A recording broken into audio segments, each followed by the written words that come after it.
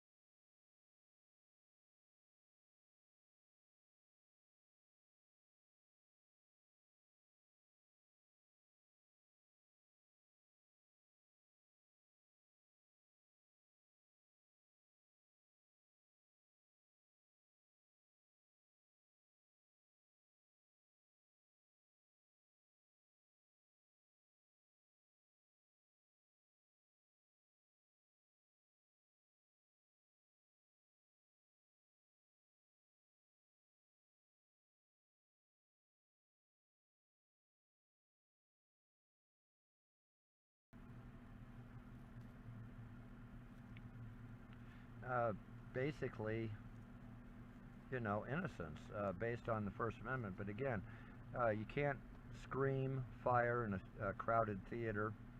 You can't cause alarm, and you cannot antagonize people using fighting words.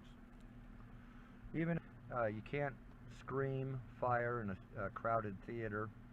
You can't cause alarm, and you cannot antagonize people using fighting words.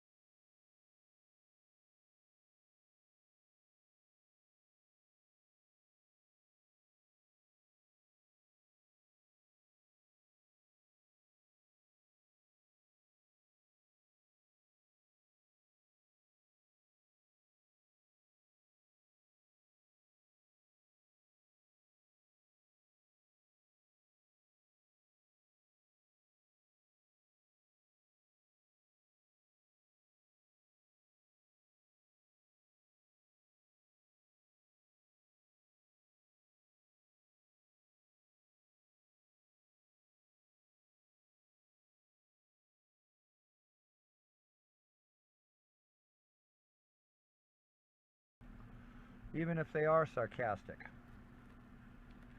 So this is still in play. As far as concerning David Archibald, I did nothing but peek into the room. Immediately visible was 4 police officers. Actually a pretty full audience there. There's actually a lot of people attending that, and I don't know whether or not they are part of the trial.